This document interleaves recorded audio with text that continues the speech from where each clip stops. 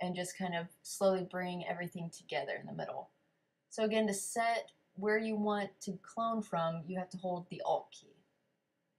Alright, now I'm just zooming in on my layers panel, and I'm going to click the eye on my red polish layer so I can see the red polish. Okay. Now we're on step 8. Move the red polish layer below the polishes layer in the layers panel.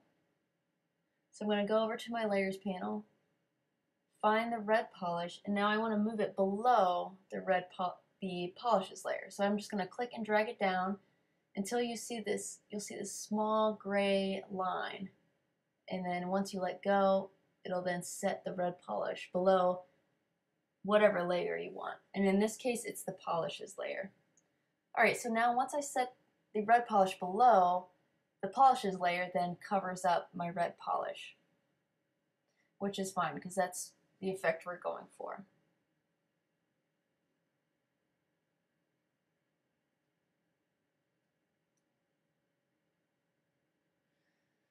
Alright, so I'm just showing you the polishes layer is now on top, and I want to make sure I'm selected on that in my layers panel.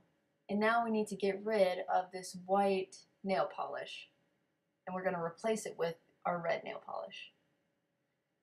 And what I'm doing now is just using my lasso tool again just to select around the white polish.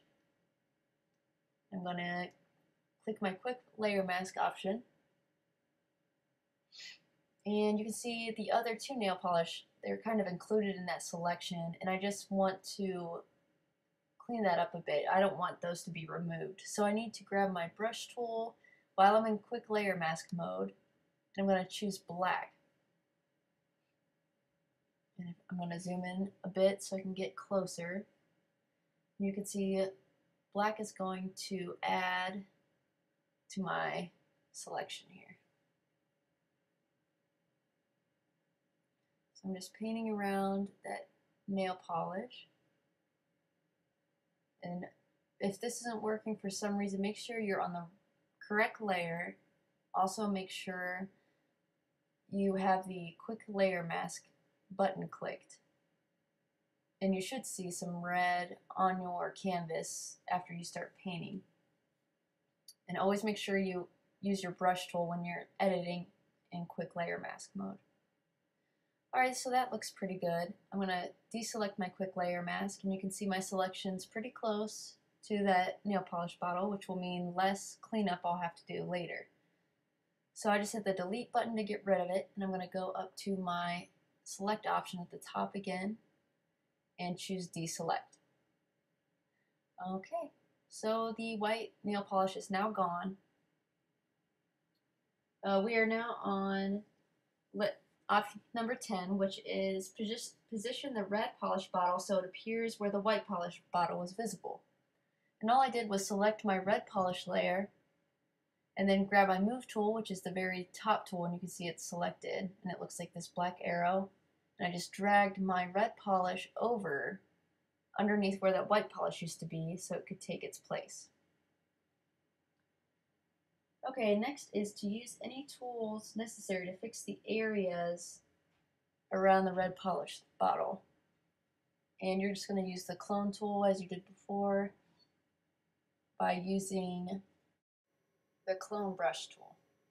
Alright, so I'm just going to go in and I'm going to hold an Alt and select an area I would like to clone, and you can see that plus sign faintly showing me where it's pulling this wood grain pattern from.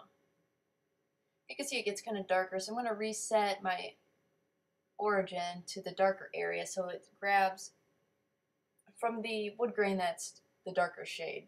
And that way it looks more like it should belong there.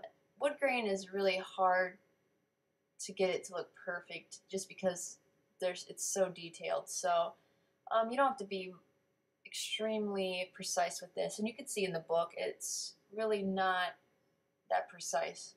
So just continue, and you can fix the bottom where the nail polish is, and just clear that area up as well.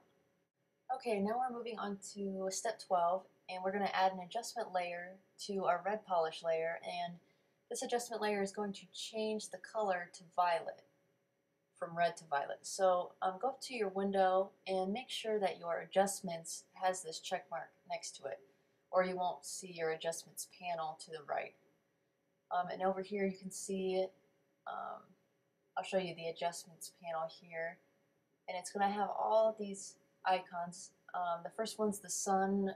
It's going to be brightness contrast, and you can see I'm choosing the hue saturation option.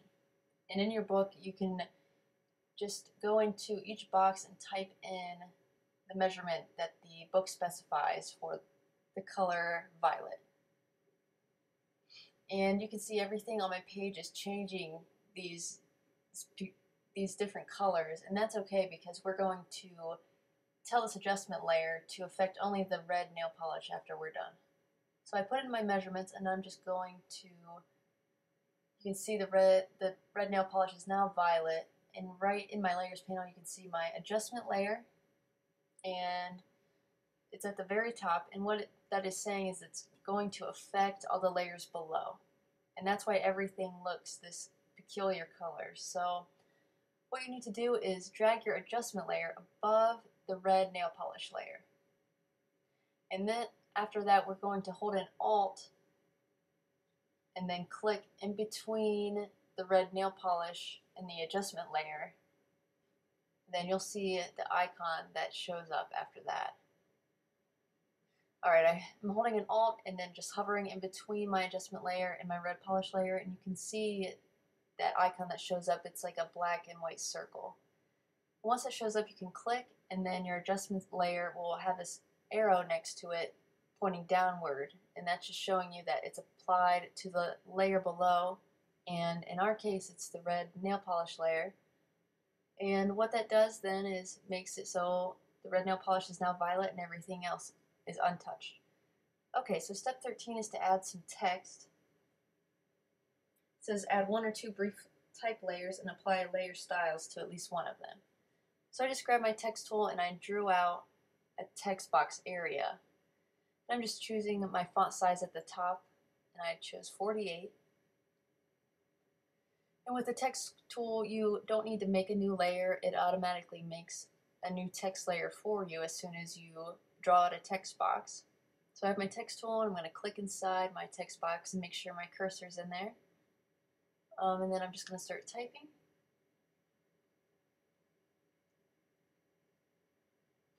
And I'm just following what it says in the book.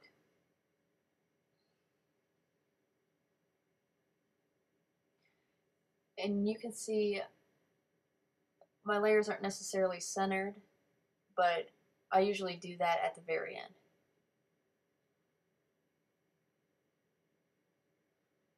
Okay, now say you want to change your type. All you have to do is make sure you're on your type tool and highlight your type, and you can go to the top to change things like the font family, which I just changed there. I'm just going through and picking a few different styles and just kind of playing around and seeing which looks the best. Okay, and you can also change the font size at the top as well.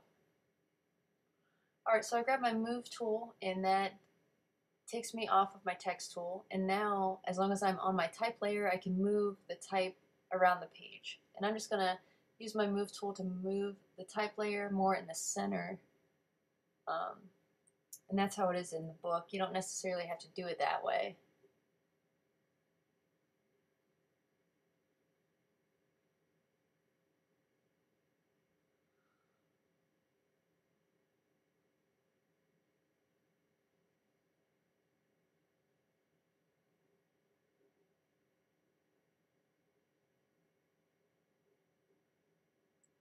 And I just went up to my layer panel, and you can see it says layer style, blending options is at the top, and there's things under it like drop shadow. But I don't have to go up there to get to my layer styles. I can actually go to the bottom, and there's this FX button, and that's at the bottom of your layers panel, and you can choose that option, and it'll bring up the same menu that you get as if you were going to the top and selecting layer styles. And I just think it's a faster way to get to it. You can see I clicked on drop shadow, and now to actually change the drop shadow, you need to make sure it's highlighted with that blue. Otherwise, when you open it up, it's going to change only the general settings of the effects you add. To actually change the settings of an individual effect, you have to click directly on that effect that you're going to use. Okay, now I'm going to click and drag out my second type layer. The book says 1 or 2 type layers, and since we've gone this far, I might as well just make a second layer. You can see it just names it layer 3, and you can go in and rename your layers if you want. Alright, and I'm just going to type in Rest and Pampering. I'm highlighting it so I can change the font family so it stands out a little bit.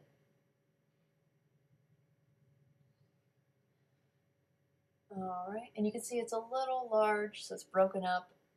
I just went up to the top and made it a little bit smaller. And if you aren't happy with the sizes that are in there, you can actually type in your own point size for your font by clicking in that box. So there's a lot of tools at the top that help you when you're adjusting your font.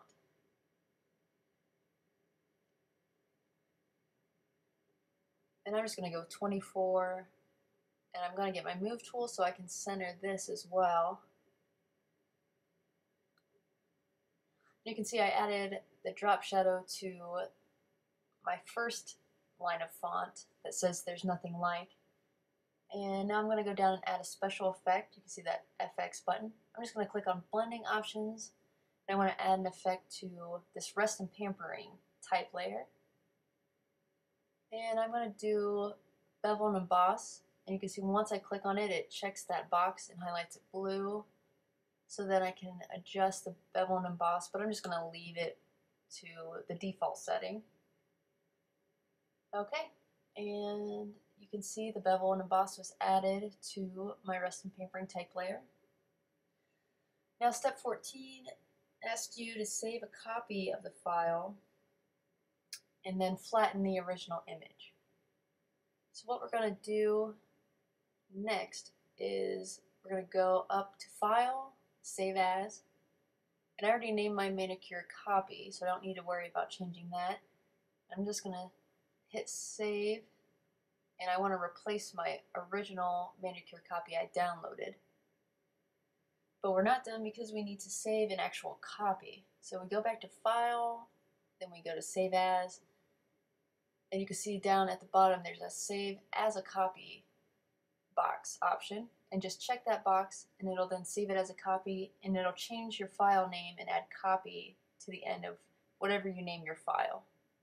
You can hit Save, and now you have saved a copy, and make sure you save it in a place you know where to get it if you need it again.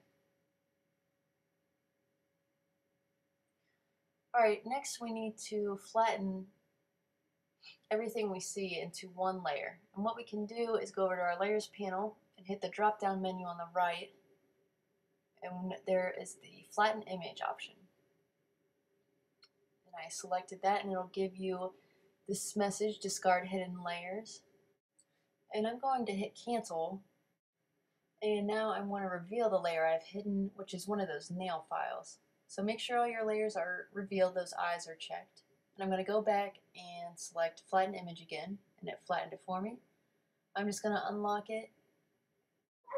And you don't have to unlock it, but it's just a habit I have. So I'm going to, you can go up and go to File and Save As. But one thing to remember is if you do flatten an image and you save it, you can't go back and make changes. So instead, I'm just going to hit Cancel, and I'm just saving the image with my layers, still intact. Okay, and that is week 4, Project Builder 1.